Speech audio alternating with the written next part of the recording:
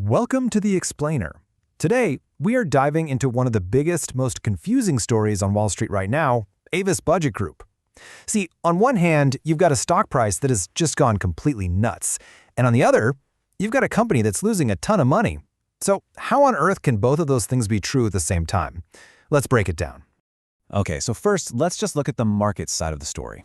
As of April 20th, 2026, one single share of Avis, that's ticker symbol CAR, would set you back over $600. And this wasn't some slow and steady climb. No, this was a mind-blowing 400% rally that happened in just a matter of weeks. If you were lucky enough to be holding the stock, it must have felt like you'd hit the lottery. But this is where the story gets really weird. While all the traders and investors were celebrating, what was the actual business doing? What were the fundamentals, the real numbers saying?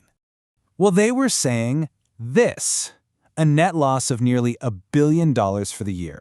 So that's the real question we have to answer. How does a business that's losing $1 billion suddenly have a stock price that is absolutely on fire? And the answer, it turns out, isn't really about the business at all. It's about the bizarre, almost nonsensical mechanics of the market itself.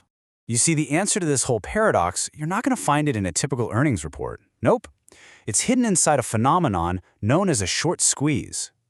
Let's dig into what that actually means and how it happened to Avis. So what in the world is a short squeeze?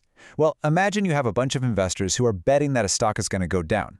They borrow shares, they sell them, and the plan is to buy them back later at a much lower price and just pocket the difference. Simple enough. But what happens if the stock suddenly shoots up instead? Well, those investors start to panic. They're forced to buy back all those shares they borrowed right now to stop their losses from getting any bigger. And this sudden rush of people being forced to buy creates a massive feedback loop, launching the stock price even higher. It's a vicious cycle that just feeds on itself. And for Avis, the situation was the absolute perfect recipe for a legendary squeeze. First off, you had insane levels of short interest, just tons and tons of people betting against the company. Then, and this part is crucial, you had incredibly high ownership concentration. Just two groups owned most of the available shares, which meant there wasn't a lot of stock left for anyone else to trade. Think of it like a packed movie theater with only one tiny exit. And then, you got the catalyst. Total chaos at airports created this sudden, massive surge in demand for rental cars. It was the spark that lit the whole powder keg. Okay, so that explains the absolute mania behind the stock price. But let's get back to reality for a second. What about the actual company?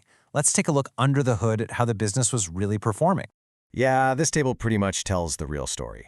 Revenue was basically flat. The company still lost a staggering $856 million. Now, sure, that's better than the year before, but it's not exactly something to celebrate. And that little positive number, the adjusted EBITDA, look at it. I mean, does any of this look like the performance of a company whose stock just exploded by 400%? No, not at all. So where did that giant $856 million loss in the fourth quarter even come from? Well, it wasn't just the day-to-day business. A massive piece of it came from one very specific and very, very expensive strategic decision. Avis took what's called an impairment charge for over $500 million. Now, in plain English, that just means they had to officially admit that their big bet on electric vehicles wasn't paying off. They said repair costs were higher than they thought and demand was lower, so they had to write down the value of their entire EV fleet and take that massive financial hit all at once. And here you see the official response. The CEO, Brian Choi, he frames this huge write-down not as a mistake, but as a strategic pivot. It's a classic corporate move, really, clearing the decks, you might call it, positioning a really bad quarter as a necessary step to make the company stronger for the future. But speaking of the future, there actually is a long-term bull case for Avis. It's a story that asks you to ignore the short squeeze, ignore the EV write-down, and instead focus on the company's role in the next big thing in transportation, autonomous vehicles. And the heart of this whole strategy is a huge partnership with Waymo, which, if you don't know, is the self-driving tech company from Google's parent company, Alphabet. This isn't just some small side project, it's a major multi-year deal to help get a fully autonomous ride-hailing service off the ground, starting in Dallas. And you can really see the CEO's vision here. This isn't just about renting cars anymore. The big idea is to transform Avis into a mobility provider. They want to use their expertise in managing thousands of vehicles to become the essential behind-the-scenes partner for these big tech self-driving companies. So, what does this actually look like? Well, Avis isn't building the robot cars. They're handling the essential stuff on the ground. The depots, the maintenance, getting the vehicles ready. Waymo brings the artificial intelligence, and Avis brings the physical infrastructure. It's really a bet that even in a world of self-driving cars, someone still has to get their hands dirty and manage the actual fleet.